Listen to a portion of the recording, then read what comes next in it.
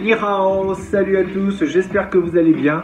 Aujourd'hui, une vidéo un peu particulière puisqu'hier on faisait la 350e vidéo et nous sommes à 15 jours de 1 an de vidéo. 1 an de vidéo, c'est encore une belle histoire qui va bientôt avoir sa première étape. Alors maintenant, nous sommes 300, nous avons fait plus de 25 000 vues, ce qui est déjà pas mal pour moi, enfin en tout cas en ce qui me concerne. Je ne pensais pas atteindre déjà ceci en moins d'1 an. Et puis en fait c'est vraiment pour vous rappeler un petit peu ce qu'est le but de cette chaîne. Le but de cette chaîne est vraiment d'aider les gens à éventuellement changer leur vie et se donner les moyens de le faire. Alors c'est peut-être un peu prétentieux, me direz-vous, mais j'essaie de mettre en parallèle l'art martial et le développement personnel. Alors il y en a peut-être qui sont arrivés sur cette chaîne il y a depuis peu, donc il est bon parfois de rappeler un petit peu pourquoi une chaîne existe, parce que me direz-vous, il y en a énormément, c'est vrai, mais en fait la particularité en fait de celle-ci, c'est peut-être aussi de montrer que entre art martial et développement personnel, il y a un lien qui est vraiment très fort. Alors c'est à travers des thèmes justement soit sur le développement personnel, soit sur la pratique martiale, ou des fois un petit peu des deux. C'est de montrer en fait donc ce lien et puis d'aider les gens à travers des exercices ou des mises en situation, à travers des voyages également, de montrer que la pratique martiale peut nous aider à nous épanouir complètement, à nous poser des questions, à voir le monde différemment, bien évidemment à entretenir sa santé, savoir se défendre, ne pas être assisté, avoir la responsabilité de nos vies, de savoir s'autodiscipliner, d'acquérir un mental beaucoup plus fort, de ne jamais lâcher, de croire en ses rêves et surtout de s'en donner les moyens. De retrouver un esprit critique, de ne pas être assisté, d'arrêter de croire que le monde est cruel, parce que oui, il peut l'être, mais il faut un petit peu aussi se bouger les fesses et ne pas attendre que les autres vous aident et déjà de s'aider par soi-même. Et croyez-moi, quand on a déjà ce mental, quand on a envie d'arriver à quelque chose, d'arriver à un but, eh bien on va s'en donner les moyens et on va retrouver cette motivation. Et parfois les matins quand on se lève, on n'a qu'une chose en tête, c'est de retourner au lit. Et bien là, quand on est dans cette situation, c'est qu'il y a quelque chose qui ne va pas dans notre vie. On devrait pouvoir se lever tous les matins avec beaucoup d'enthousiasme. Et si on ne le fait pas, c'est qu'il y a forcément quelque chose qui ne va pas dans nos vies.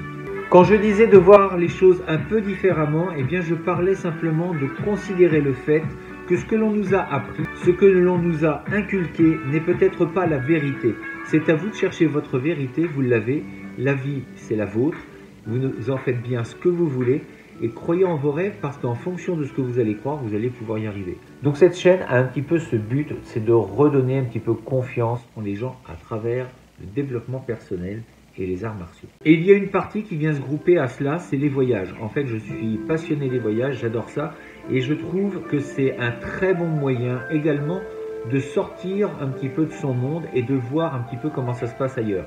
Il n'y a rien de tel que de voir des gens vivre différemment de nous pour se dire bah oui en fait mais ce que je vis je peux vivre différemment. Et en voyageant, eh bien, on se rend compte parfois que les gens ont beaucoup moins de choses que nous, mais ils partagent beaucoup plus entre eux, ils sont plus solidaires et puis ils se contentent de très peu de choses. Donc le voyage bouleverse un petit peu nos repères et puis c'est cela qui est bon, c'est le fait de sortir de sa zone de confort, comme on appelle cette zone où on a nos repères et puis ça nous sécurise, on ne veut pas trop aller vers l'autre, vers des choses différentes parce qu'on a peur tout simplement, on est inquiet un petit peu de savoir ce qu'on pourrait trouver de l'autre côté d'une frontière, de l'autre côté d'un miroir.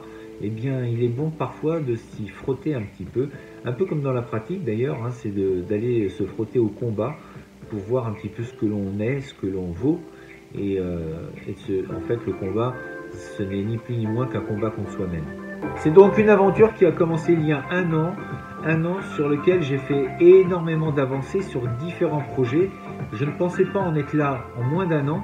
Et pourtant, c'est la réalité. Bah déjà, au niveau des vidéos, 350, c'est énorme. Alors, il y a plein de choses à régler, bien évidemment. C'est le son. Le son, je ne suis pas encore très calé là-dessus. Et je filme avec, franchement, pas grand-chose, ne serait-ce que mon téléphone. J'ai un petit micro aussi, mais qui ne marche pas super. Je pense qu'il va falloir que j'investisse pour la qualité du son. Je reçois parfois quelques commentaires qui me le signalent, Je vous remercie d'ailleurs pour cela, mais c'est vrai que j'arrive pas trop à trouver la solution pour l'instant, à part peut-être de justement financer sur un autre micro. Et ce qu'il est bon de comprendre aussi, c'est que je recherche un format qui est un peu différent, c'est-à-dire que je prends mon téléphone, parfois à 5 minutes près, je ne sais toujours pas de quoi je vais parler et je dois improviser. Pour moi, il est important de retrouver ce que la pratique m'offre, c'est-à-dire que la pratique martiale doit me permettre, du jour au lendemain, si jamais je suis attaqué, de pouvoir me défendre avec ce que j'ai et de ne pas avoir de révision possible.